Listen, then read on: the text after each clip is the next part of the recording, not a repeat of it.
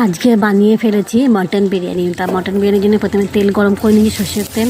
তার মধ্যে গোটা জিরে দিয়ে দিয়েছি ফোড়ন, তেজপাতা দিয়ে দিয়েছি ফোড়ন, আর দিয়েছি দারচিনি, লবঙ্গ আর এলাচ, এইগুলো ফোড়ন দিয়ে দিয়েছি। একটুখানি দারচিনি লবঙ্গগুলো একটু হালকা লাল লাল হলে তারপরে আমি ওর মধ্যে কী দিয়ে দেবো, ওর মধ্যে দিয়ে দেবো পেঁয়াজটা আমি ভালো করে একটু লাল লাল করে ভাজবো। পেঁয়াজটা একটু বেশি দেবো, তেলে যেহেতু মাংসের সঙ্গে আমি কিছু করিনি, তার জন্য আর মাংসটা একটু দেখো একটু হালকা ভেজে নিয়েছি, মানে যাতে একটু মশলাটা ভালো হয়ে যায়, মাংসটা একটু ভাজা হয়, আর তাহলে মাংসটা ভাঙে না।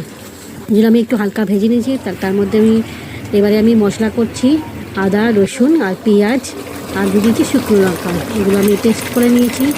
পেস্ট করে নেওয়ার পর আর টমেটো দিয়ে দিয়েছিলাম, টমেটোটা দেখানো হয়নি। পেস্ট করে নিয়ে কড়াইতে আমি দিয়ে দিয়েছি। কড়াইতে দেওয়ার পরে মশলাকে ভালো করে নাড়াচ্ছি।